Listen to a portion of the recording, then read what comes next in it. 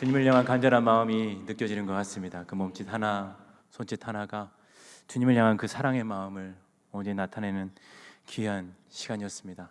은혜 많이 받으셨죠? 아멘. 제가 기도하도록 하겠습니다. 주님 감사합니다. 오늘의 말씀을 받습니다.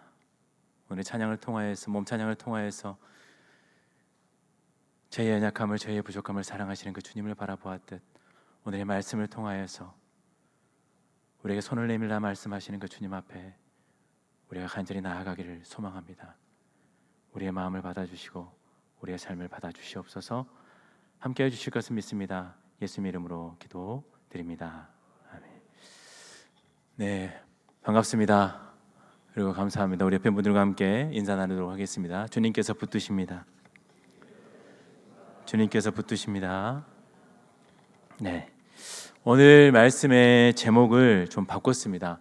안식일에 일어난 일인데요. 이 안식일에 일어난 일, 그 서기관과 바리새인들의 모습을 보면서 그 안식일에 갇혀 있던 그들의 모습을 좀 나타내려고 했는데, 그 모습보다는 그 오늘 10절 말씀에 있는 것처럼 내 손을 내밀라 말씀하시는 그 주님의 음성에 더 말씀에 초점이 맞을 것 같아서 좀 말씀을 좀 제목을 좀 바꿨습니다. 말씀의 제목이 뭐라고요? 네, 내 손을 내밀라라는 제목으로 오늘 말씀을 좀 나누려고 합니다. 오늘 읽은 본문이 포함된 누가복음 6장 1절부터 11절까지의 말씀은 안식일 논쟁에 대한 말씀입니다. 함께 받았던 말씀에서도 나오지만 안식일 논쟁을 일으키는 장본이 누군가, 그 안식일 논쟁을 누가 부추기고 있는가를 오늘 말씀에 좀 보았으면 합니다. 본문 말씀에서 가장 많이 등장하는 문장이 바로 안식일에라는 문장입니다. 두 사건이 등장하는데요, 두 사건의 시작 지점에서도 안식일에 예수께서라는 말씀이 동일하게 등장하는 것을 볼 수가 있습니다. 이 논쟁의 시작점에 누가 있는가? 바로 예수 그리스도가 계시다라는 것을 우리는 볼 수 있습니다. 1절 말씀에서 보면 안식일에 밀밭 사이로 지나가실 때 제자들이 그냥 지나가면 좋은데 이삭을 잘라서 손으로 비벼서 먹고 있는 것을 볼 수가 있습니다. 밀밭 사이에서 그것을 하고 있는데 사람들이 봤을까요? 안 봤을까요? 안 봤으면 오늘 말씀 안 나왔겠죠. 봤을 겁니다. 밀밭 사이에서 이삭을 잘라서 손을 비벼서 먹는 것을 봤다라는 얘기예요. 또 6절 말씀에 보면 안식일에 손 마른 자를 고치시는 장면이 등장합니다. 손 마른 자에게 손을 내밀라 이야기하시면서 그를 고쳐주셔요. 아니, 굳이 안식일에 그를 고쳐주시는 것, 굳이 논쟁을 피하고 안식일에 이런 일들을 하지 않으셔도 될 것 같은데, 굳이 그런 모습을 보이지 않아도 될 것 같은데, 굳이 많은 사람들이 보이는 장소에서, 그리고 의도성을 가지고 바라보고 있는 그 회당에서 바리새인들과 서기관들이 보는 앞에서 병자를 고치시고 있다라는 것입니다. 오늘 이 말씀을 보면서 저는 예수님께서 이 안식일에 하셨던 그 모든 행위들을 바라보면서 예수님의 짙은 의도가 깔려 있다라는 것을 느끼지 않을 수가 없었습니다. 예수님의 모습 속에서 과연 무엇을 유대인들에게 보여주고 싶으셨을까? 서기관과 바리새인들에게 과연 무엇을 가르치고 싶으셨을까? 그 의도를 통해서 과연 우리에게 전해주시는 메시지는 무엇인가? 그 말씀을 오늘 6장 6절부터 11절 말씀을 통해서 함께 보고자 합니다. 우리 6절 말씀부터 같이 보도록 하겠습니다. 6절 말씀 같이 함께 받겠습니다. 또 다른 안식일에 예수께서 회당에 들어가사 가르치실새 거기 오른손 마른 사람이 있는지라. 아멘. 오늘 말씀 잘 보시기 바랍니다. 또 다른 안식일에 예수께서 회당에 들어가셨어요. 회당에 들어가셔서 이제 가르치시고 있는 중입니다.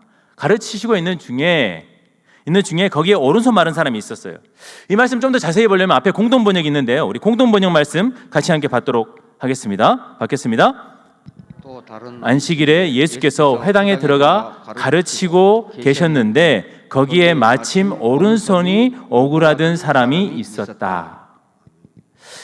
이 말씀 그냥 넘어갈 수도 있는데 오늘 말씀을 보면 예수님께서 가르치고 계시는데 한 단어가 드네요. 마침 오른손 마른 사람이 거기에 있었다라는 거예요. 꼭 준비되어 있듯이 그 자리에 오른손 마른 사람이 그 자리에 앉아 있었다라는 것입니다. 본문의 말씀으로 돌아와서 회당에서 들어가서 가르치실 때 거기서 오른손 마른 사람이 있었다라는 거예요. 왜 하필이면 예수님께서 가르치시는 그때에 오른손 마른 사람을 굳이 거론하고 계시는 것인가? 말씀을 가르치는 것과 동시에 손 마른 사람을 고치는 행위가 별개의 문제가 아니라는 것을 이야기하고 있습니다. 말씀을 가르치시는 것, 그리고 손 마른 사람을 고치시는 것, 이 두 장면은 같은 맥락에서 보아야 된다는 것을 이야기해 주고 있다는 사실입니다. 하나님의 말씀을 올바르게 가르치는 것과 그 말씀대로 행하는 삶이 함께 가는 것이라는 얘기죠. 하나님의 말씀을 가르치는 것으로만 끝나는 것이 아니라 그 말씀대로 행하는 것이 무엇인지, 그 말씀대로 이루어가는 것이 무엇인지, 그 말씀대로 보여주시는 삶이 무엇인지 오늘 손 많은 사람을 통해서 보여주고 계신다라는 거예요. 6절 말씀에 머릿속으로 한번 상상해 보시기 바랍니다. 회당에 앉아 있어요. 사람들이 있는데 거기서 예수님이 가르치시는 중에 갑자기 누구와 눈이 마주치냐면 손 많은 사람과 눈이 마주치는 거예요. 하나님의 말씀을 가르치고 있을 때, 말씀이 육신이 되어 우리 가운데 거하신 예수님의 삶, 하나님의 말씀을 자신의 삶으로, 자신의 모습으로 그대로 드러내 보이는 예수님의 삶, 말씀을 통해서 그 손 마른 자를 고치는 과정을 통해서 예수님께서 보여주시고자 하신 것이 무엇일까? 말씀과 삶은 떨어져 있지 않습니다. 말씀과 삶은 함께 가는 겁니다.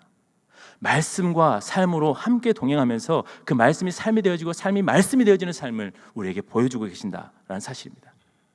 손이 말라버린 사람의 직업은 외경에서 보니까 석공이었다고 합니다. 이 마른으로 번역된 단어는 본래 시든 오그라든이라는 의미를 가지고 있습니다.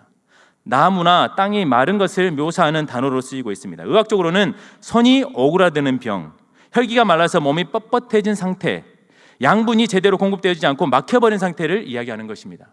그러니까 이 말씀 뭐냐면 고된 노동으로 인해서 관절이 연약해짐으로 인해서 힘들고 고통 가운데 있다라는 것을 말 속에서 이야기해주고 있습니다.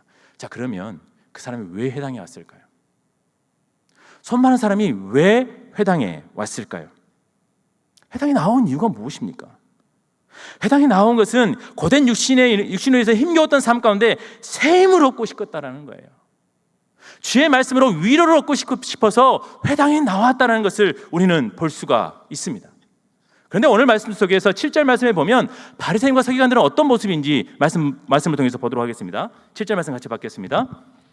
서기관과 바리새인들이 예수를 고발할 증거를 찾으려 하여 안식일에 병을 고치시는가 엿보니. 보시 바랍니다. 이 회당에서 서기관과 바리새인들은 예수님의 행동을 눈여겨보고 있습니다. 이 병자를 고침으로 인해서 안식일을 범하는가 범하지 않는가를 보기 위해서 그분을 고발할 계획을 가지고 예수를 보고 있었다는 사실이에요. 서기관과 바리새인은 예수께서 그를 고치면서 안식일의 규례를 지키지 않기를 원했을지도 모르겠습니다. 그의 마른 손이 먼저가 아닙니다. 잘 보시기 바랍니다. 바리새인과 서기관들의 관심은 그의 마른 손이 문제가 아니에요. 자신들의 뜻대로 움직이고 정해진 규칙을 어기고 있는가를 더 중요하게 보았다는 거예요. 그들의 핵심은 사람에 있지 않습니다. 율법과 규례가 더 중요하고 생명의 구원보다는 정해놓은 법칙이 더 중요했다는 것을 이야기하고 있습니다. 그리스 신화에 프로크로스테스라는 침대, 발음이 좀 어려워서요. 프로크로스테스의 침대라는 이야기가 있습니다. 이 이야기는 뭐냐면 지나가는 행인을 잡아다가 침대보다 길면 잘라서 죽이고 짧으면 그 침대에 맞춰서 늘어뜨려서 죽이는 프로크로스테스의 이야기를 다루고 있습니다. 침대는 쉼의 장소입니다. 잠을 자는 장소예요. 그런데 여기 프로크로스테스는 이 침대에 평안하게 쉼을 쉬고 그 위에서 잠을 청하는 곳에서 프로크로스테스는 그것을 사람을 죽이는 살인독으로 바꾸어 버린 것을 볼 수가 있습니다. 오로지 자신이 만들어 온 규칙에 의해서 그 사람을 죽이고 잘라내는 것을 볼 수 있다는 사실입니다. 우리 안에는 이런 잣대가 없습니까? 우리 모두 안에는 각자가 가지고 있는 기준과 가치관이 있습니다.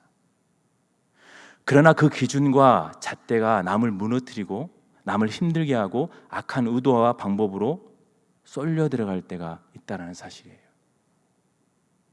우리의 마음 가운데 이 잣대가 잘못 기울어져 갈 때 우리는 반드시 그 초점을 다시 맞춰야 됩니다. 내 판단과 내 기준이 다른 사람을 힘들게 하고 어렵게 하고 있다면 그건 내려놓으라는 얘기예요. 내려놓아야 된다는 얘기입니다. 우리의 마음 가운데 있는 이 가치와 기준과 잣대가 다른 사람을 힘들게 하고 다른 사람들을 판단하고 다른 사람을 무너뜨리는 기준이 있다면 그것들을 내려놓고 사람을 살리는 기준으로 초점을 맞춰가야 된다는 거예요. 그러면 본래 안식일의 의미는 무엇인가? 신명기 5장 12절부터 15절 말씀에 보면 제4계명이 나와 있습니다. 혹시 신계명 제4계명이 뭔지 아십니까? 안식일을 기억하여 거룩하게 지키라입니다. 안식일을 기억하여 거룩하게 지키라 말씀하시면서 신명기 5장 14절과 15절 말씀에 보면 더 구체적인 말씀이 나와 있습니다. 안식일을 어떻게 지킬 것인가에 대한 말씀이 나와 있어요. 신명기 5장 14절부터 15절 말씀 같이 함께 받도록 하겠습니다. 네, 14절 말씀 같이 받겠습니다. 일곱째 날은 내 하나님 여호와의 안식일인즉 너나 내 아들이나 내 딸이나 내 남종이나 내 여종이나 내 소나 내 낙이나 내 모든 가축이나 내 문 안에 있는 유하는 객이라도 아무 일도 하지 못하게 하고 내 남종이나 여종에게 너같이 안식하게 할지니라. 아멘. 15절입니다. 너는 기억하라. 내가 애굽 땅에서 종이 되었더니 내 하나님 여호와가 강한 손과 편팔로 거기서 너를 인도하여 내었나니 그러므로 내 하나님 여호와가 내게 명령하는 안식일을 지키라. 아멘. 5장 14절 말씀을 보시기 바랍니다. 아들과 딸과 남종과 여종과 소와 낙이 모든 가축이 심지어 내 문 안에 거하는 개까지 다 안식을 누릴 것을 말씀 속에서 이야기하고 있습니다. 안식일은 차별도 없고 구별도 없이 모든 사람을 위해서, 모든 피조물들을 위해서 주신 것이 무엇이냐면 바로 안식이라는 개념입니다. 그래서 마가복음 2장 27절 말씀에 안식일이 사람을 위하여서 있는 것이 아니요 사람이 안식을 위하여 있는 것이 아니다라고 이야기하고 있어요. 사람을 위하여서 안식일이 있다고 이야기하고 있습니다. 그러니까 그 모든 피조물들을 위해서 하나님께서는 안식을 허락해 주셨다라는 거예요. 안식일에는 빈부와 기천도 없습니다. 동물도 여기에 포함되어 있어요.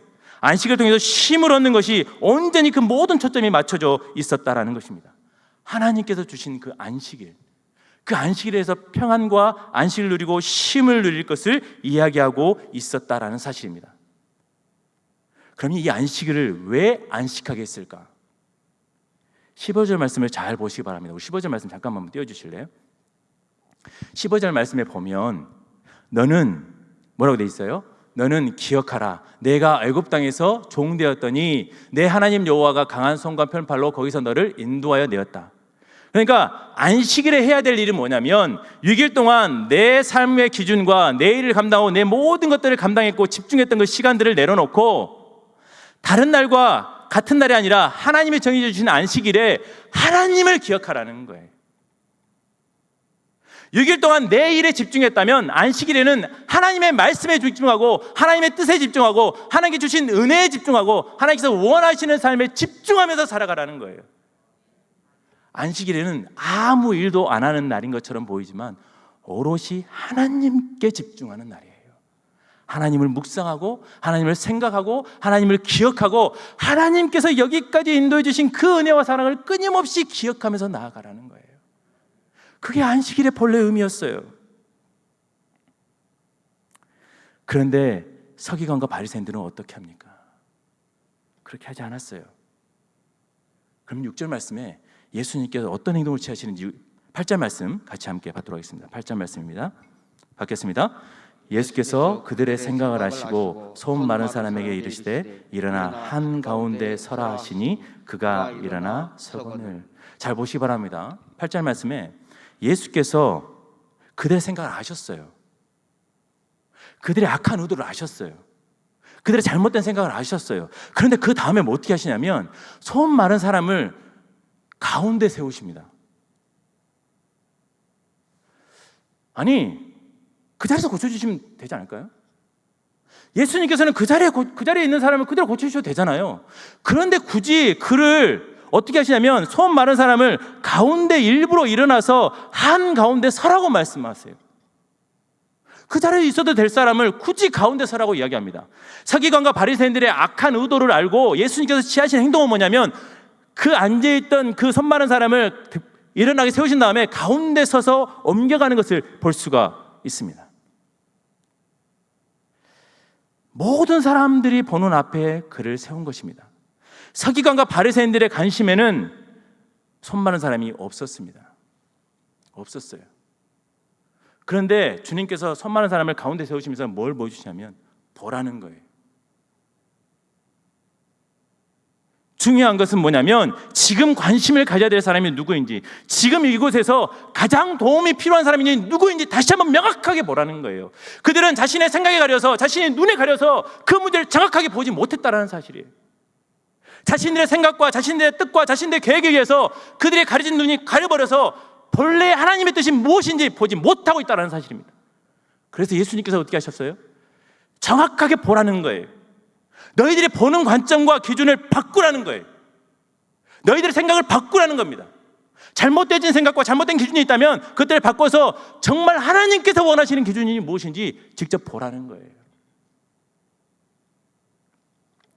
출애굽기 14장 13절 말씀을 잠깐 보기 원합니다. 출애굽기 14장 13절 말씀입니다. 네, 말씀 같이 함께 받겠습니다.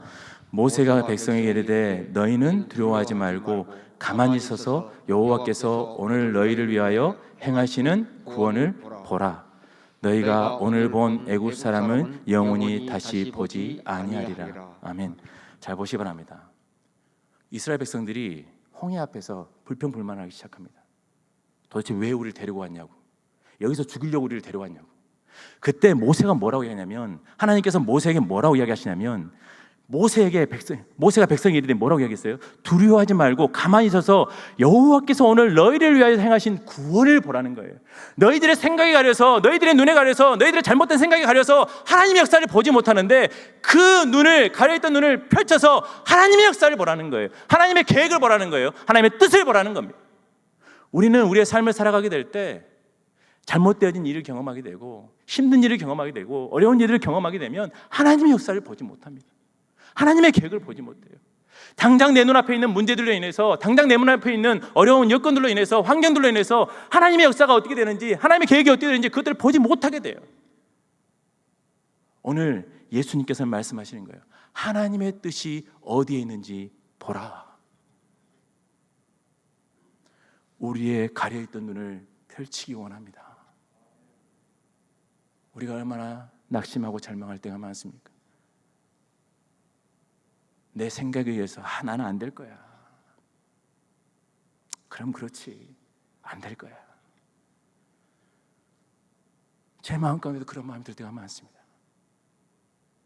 그럼 그렇지, 내 생각에 가려서, 내 뜻에 가려서, 내 욕심에 가려서, 내 허울된 허망에 가려서, 눈이 가려서 하나님의 뜻을 보지 못하는 경우가 얼마나 많아요. 바리새인들과 서기관처럼 눈이 가려서 하나님의 계획이 어디 있는지, 하나님의 역사하심이 어디에 있는지, 하나님의 인도하심이 어디에 있는지, 그래서 예수님께서 가운데 세우십니다. 봐라, 하나님의 뜻이 어디에 있는지, 하나님의 계획이 어디에 있는지, 하나님의 역사하심이 어디에 있는지 분명히 보라는 거예요. 우리의 가려있던 눈을 걷어내기 원하십니다. 그러면서 9절 말씀에 뭐라고 이야기하십니까? 우리 9절 말씀 같이 함께 받도록 하겠습니다. 예수께서 그들에게 이르시되 내가 너희에게 묻노니 안식일에 성을 행하는 것과 악을 행하는 것, 생명을 구하는 것과 죽이는 것 어느 것이 옳으냐? 아멘. 제가 성서에서 가장 오래된 권위 있는 유대 구전법에 미시나라는 게 있습니다. 이 미시나에서 안식일에 관한 금지법이 39가지가 있다고 그래요. 안식일의 금한, 규범 39가지가 있는데요. 뭐냐면 안식일 금지법에 39가지 중에 이런 것이 있습니다. 씨 뿌리기, 씨앗 심기, 물 주기 금지, 타작하기 금지, 반죽하기 금지, 굽기 금지. 이거는 좀 이해하겠더라고요. 근데 중간에 보니까 어떤 금지법이 있냐면 알파벳 2글자 이상 쓰고 지우기 금지. 황당했습니다. 알파벳 2글자를 이상 쓰거나 지우는 것도 금지예요. 물론 말씀에 입각해서 참된 안식을 가지려면 선을 정하고 그 선을 지키면서 안식을 지킨다는 것, 그럴 수 있습니다. 그런데 이 39가지의 금지법을 만들어서 이것도 저것도 하지 않고 온전히 안식일을 지키는 것이 목적이라는 것을 이야기해 주고 있어요. 그런데 예수님께서 어떻게 하십니까? 9절 말씀에 뭐라고 이야기하세요? 안식일은 선을 행하는 것과 악을 행하는 것, 생명을 구하는 것과 죽이는 것, 어떤 것이 옳으냐? 안식일 개념은 뭐냐면 선을 행하는 날이고 생명을 구하는 날이라고 이야기하고 있어요. 근데 좀 동사를 잘 보시기 바랍니다. 선을 행하는 날이고 생명을 구하는 날이에요. 아무것도 하지 말고 그냥 그 자리에 앉아서 안식일만 지키는 것이 아니라 예수님께서는 그 안식 개념을 바꿔버립니다. 소극적이고 수동적이었던 삶의 자세를 하나님의 말씀을 따라서 선을 행해야 될 날이고 생명을 구하기 위해서 온 힘을 기울이는 날이라는 것입니다. 하나님을 기억하고 그 말씀대로 행하고 실천하는 날이 바로 안식이라는 것을 이야기해 주고 있어요. 하나님의 말씀을 듣고 잊어버리는 것이 아니라 그 말씀대로 행하고 그 말씀대로 이루어가는 날이 바로 안식일이라는 것. 너희들 생각을 다시 바꾸라는 거예요. 잘못된 생각을 내려놓으라는 거예요. 너희들의 거짓된 생각들을 내려놓으라고 이야기하고 있는 겁니다. 차별과 구별을 무너뜨리고 율법에 가진 한계를 무너뜨리시는 예수님의 모습을 볼 수가 있습니다. 손이 마른 자처럼 마음이 메말라버린 유대인들, 율법을 통해서 만들어 놓은 규범이 중요한 것이 아니라 그 안에 담겨진 하나님의 마음을 읽고 그 마음을 삶으로 살아내는 것이 더 중요하다고 이야기하고 있는 것입니다. 그러면서 그 다음에 10절 말씀에 이렇게 이야기합니다. 우리 10절 말씀 같이 함께 받겠습니다. 무리를 둘러보시고 그 사람에게 이르시되 내 손을 내밀라 하시니 그가 그리하매 그 손이 회복된지라. 아멘. 손을 내밀라 말씀하십니다. 그런데요, 10절 말씀에 손을 내밀라 이야기하시면서 그 사람에게 이르시되 내 손을 내밀라 하시기 전에 한 문장이 있습니다. 무리를, 뭐라고 있어요? 무리를 둘러보시고. 손 마른 자에게만 이야기하는 것이 아니라 무리를 한번 쭉 둘러보세요. 그 안에 있는 서기관과 바리새인들과 유대인들을 쭉 둘러보신 다음에 그 다음에 그 앞에 있는 손 마른 자에게 내 손을 내밀라 말씀하십니다.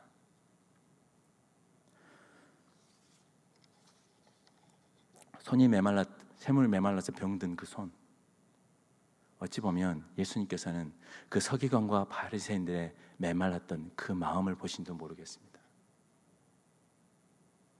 잘못된 것들로 가득 채워져 있는 그 마음과 생각과 뜻, 그 모든 것들을 다 내어놓으라 말씀하고 계십니다. 저는 이 말씀을 곰곰이 생각해 봤습니다. 내 손을 내밀라. 내밀라고 이야기하고 있어요. 내밀면 어떻게 하실 것 같습니까?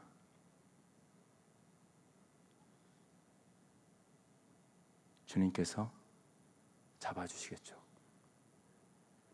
주님께서 붙들어 주시겠죠. 주님께서 함께해 주시겠죠. 손을 내밀기만 하면, 아니요, 붙잡지 않아도 내밀기만 하면, 손을 주님 앞에 내밀기만 하면 주님께서 붙들어 주시고 주님께서 함께해 주시고 주님께서 역사해 주실 줄 믿습니다. 중요한 것은 내 손을 내밀어야 된다는 사실이에요. 내 마음 가운데 연약함과 힘겨움과 어려움과 아픔의 문제들 주님 앞에 내밀라고 이야기하고 있는 거예요. 아니, 잡기 전에 그냥 내밀기만 하라는 거예요. 내가 잡아줄 테니까, 내가 붙들어 줄 테니까, 내가 함께 해주실 것이니까 내 손을 내밀라 말씀하고 계십니다. 오늘 제가 처음에 예배드리기 전에 뭐라고 인사했냐면 주님께서 붙잡아 주십니다. 주님께서 붙들어 주십니다. 우리는 내 손을 내밀지 않을 때가 너무나 많아요. 오늘 서기관과 바리새인들에게 말씀하십니다. 내 손을 내밀어라.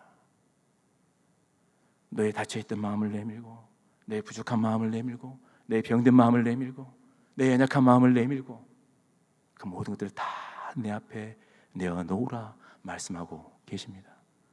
너무 단순해요. 너무 단순해요. 내밀면 돼요.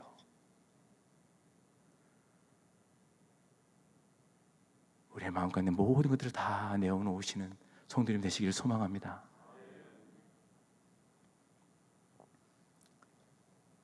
예수님의 관심은 그들을 살리는 것에 있습니다. 고치는 것에 있습니다. 생명을 살리는 일에 있다라는 거예요. 어찌 보면 서기관과 바리새인들에게도 동일합니다. 그들을 무너뜨리고 그들을 힘겹게 하고 그들을 어렵게 하는 것이 중요한 것이 아니라 그들을 살리고 그들을 고치고 그들을 회복시키는 것, 그것이 바로 예수님의 마음이었다라는 거예요. 그런데 11절 말씀에 여전히 그들은 어떤 모습이었는가? 우리 11절 말씀 같이 받겠습니다. 그들은 노기가 가득하여 예수를 어떻게 할까 하고 서로 의논하니라. 아멘. 서기관과 바리새인들은 끝내 자신들의 메말라버린 그 손을 내밀지 않았습니다. 안식일에 관한 율법에 얽매여버린 그들의 굳어진 생각과 기준의 틀을 내려놓지 못하고 주님 앞에 나아가지 못하고 있었다라는 것입니다. 오늘은 종료주일입니다. 그리고 한 주간 고난주간입니다. 예수님께서 이 고난주간에 우리에게 보여주신 모습은 무엇이십니까? 생명을 살리기 위해서, 사람을 살리기 위해서 온 힘을 다해서 하나님의 말씀을 따라 마지막까지 자신의 모든 것들을 다 내어놓으셨습니다. 겟세마네 동산에서 피땀 흘리시면서 계속 외치셨던 것이 무엇입니까? 아버지의 원대로 하옵소서, 아버지의 뜻대로 하옵소서. 자신의 뜻을 비워내고 자신의 생각을 비워내고 자신이 받아들이기 힘든 모든 조건들을 다 비워내고 오로지 하나님의 말씀을 붙들기 위해서 기도하고 또 기도하고 또 기도했다라는 것입니다. 나의 모든 것들을 다 주님 앞에 내어놓으시기 바랍니다. 나의 모든 고민과 아픔의 문제를 주님 앞에 다 내어놓고 주님과 함께 걸어가게 될 때 주님의 치유의 역사가 우리에게 임하게 될 줄 믿습니다. 한 가지만 말씀드리겠습니다. 고집 피워봐야 소용없습니다. 내 생각 붙잡고 있어봐야 소용없습니다. 내 뜻대로 될 것 같은 그 모든 생각들 다 내어놓으십시오. 내 힘대로 될 것 같은 그 모든 것들 다 내어놓으십시오. 자녀의 문제, 가정의 문제, 그리고 내 삶 가운데, 직장 가운데 그 모든 문제들 주님 앞에 다 내어놓으세요. 고집 피워봐야 소용없어요. 고집 피우면 무너집니다. 우리가 사순절 특별 새벽 기도를 드리고 있는데요, 정말 목사님께서 말씀 전해주실 때마다 얼마나 힘을 얻습니까? 우리의 모든 것들을 다 내어놓는 새벽에 정말 주님을 만나고 주님을 경험하고 주님을 체험하고 주님과 동행하는 우리 모든 성광의 가족들이 되기를 소망합니다. 아멘. 우리 11절 말씀 한 번만 더 읽고 말씀 마치도록 하겠습니다. 같이 받겠습니다. 그들이 노기가 가득하여 예수를 어떻게 할까 하고 서로 의논하니라. 아멘. 이 모습을 버리면 됩니다. 이 모습을 버리면 됩니다. 네, 아멘. 기도하겠습니다. 주님께서는 오늘 저에게 말씀하십니다. 내 손을 내밀라. 내 아픔을 내어놓아라. 내 슬픔을 내어놓아라. 내 고통을 내어놓아라. 내 잘못된 생각이나 그 모든 것들을 다 내어놓아라.